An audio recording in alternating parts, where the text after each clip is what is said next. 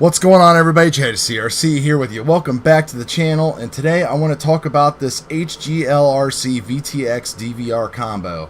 That sounds like a big mouthful. It is, because a lot of cool stuff is packed into this board. I've been into running a few quads without GoPros lately, just so I can enjoy like long duration flight and everything like that, like particularly my 6-inch Proton here that has the same VTX built into it, all the fun stuff. This is one of my favorite quads. This thing here records the DVR on board. It's also up to a 500 milliwatt VTX. It runs on Immersion RC Tramp, not Smart Audio. Has MMCX connector. It's got buttons here on the side to change the channel and bands, and it has a button right here to change to start and stop the recording. Takes your micro SD card right there, and if you see right here on top, it has an MMCX adapter, and it actually comes with a right angle MMCX, which is really nice.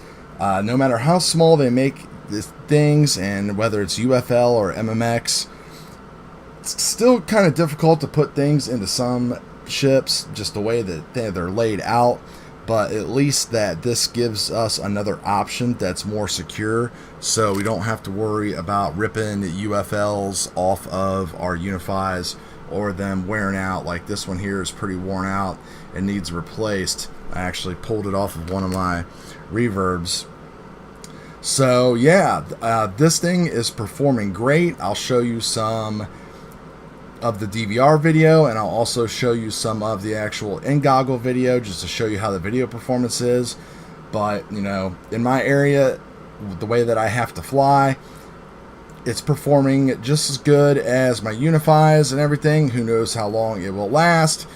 It could last longer than some of my Unifies, especially ones that have the UFL problem, but I'm having a great time with it. So let's look at some of the video. Alright, so here's some DVR footage from the 6-inch Proton with the Radix FC on it. And like I said, this isn't running a GoPro, so I got the VTX on here, and it's going to be kind of hard to see some breakup because, well, you can see a little bit there just because we're flying in a big open field and everything like that. The VTX performance is great, even in areas that I haven't had any that I've had issues in. So as I said, in my opinion, it runs just as great as any of my others. Goes right in on top of the stack, so helps make everything a lot cleaner.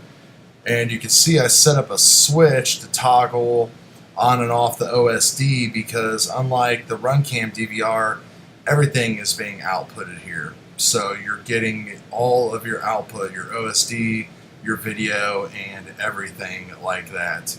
So you can go into beta flight and you can actually set that up on a switch. So that way you can fly around and get good DVR video. So let's take a look at just the actual DVR video now. So this is just coming straight out of the DVR, and it did just a little bit of color correction, just kind of desaturated it a little bit and stuff like that. And you'll see how I'll flick the OSD switch here in a little bit. There is a microphone built into it, which doesn't seem to be that useful whenever you're flying, because it picks up a lot of noise, of course, when you're flying mini quads. It's pretty loud. But you know, this is pretty good looking footage coming from the Eagle Micro. I enjoy it. It's cool to watch. I don't post a lot of flight footage here on the channel. I would like to post more as I become a better pilot and as I do things. And I think this is something that's really cool to show off here, because it's just nice having this kind of function, this kind of ability to have some kind of footage from, you know, an event or from a flight or something, especially at night. The night footage is really cool. It looks really nice because it doesn't pick up all the extra artifacting from the sun and the sharpness and stuff. And there you can see I toggled the OSD back on again. So yeah, I definitely recommend you try it out.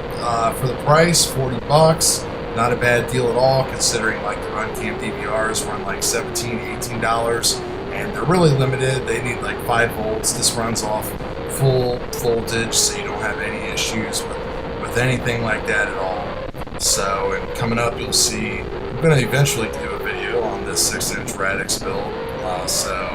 But I really love the OSD and everything on it. You can see the home arrows working great and everything like that. So, it's going to do it for this video, guys. We will talk to you later.